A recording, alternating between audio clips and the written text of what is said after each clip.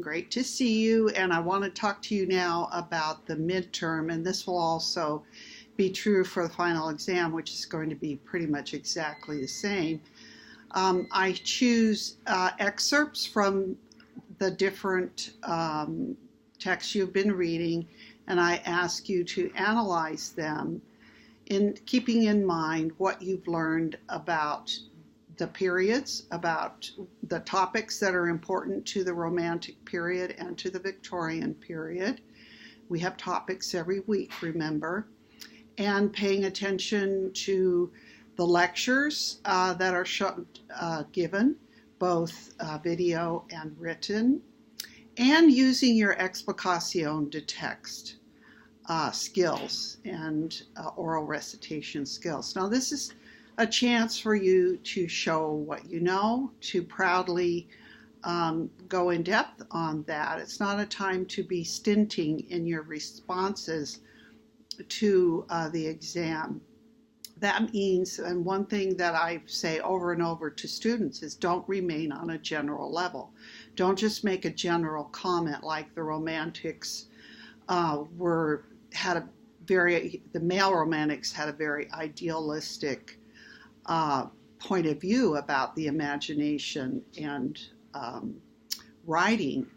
That doesn't really tell me anything unless you go into more depth and say, for example, Keats has a particular philosophy about how we start in the real, we move to the ideal, and then we have to return to the real again, but we bring back with us the knowledge that we have gained from that being in that real ideal moment for just a glimpse. Again, you can add to that that Blake also has a similar kind of approach where he says that there are the modes of innocence and experience. Innocence must be accompanied by experience in order to reach a higher level. You cannot obtain the knowledge that you need to obtain, all knowledge, unless you move from innocence and go through experience and thereby obtain a higher innocence. Okay, and then you show it by talking about specific lines in the poetry. So if I give you, 4 lines from a stanza by Wordsworth, I don't want you to just say, Wordsworth loved nature. Wordsworth had the idea of that nature was where we had spots of time and epiphanies. Well, show me what imagery he uses to give us those spots of time, this idea that we can have moments of or glimpses of the eternal, and that we ourselves are eternal and have godlike powers.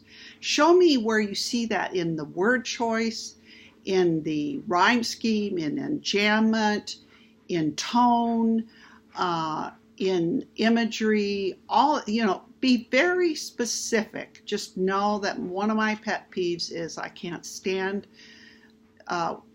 just getting general responses to this incredible writing.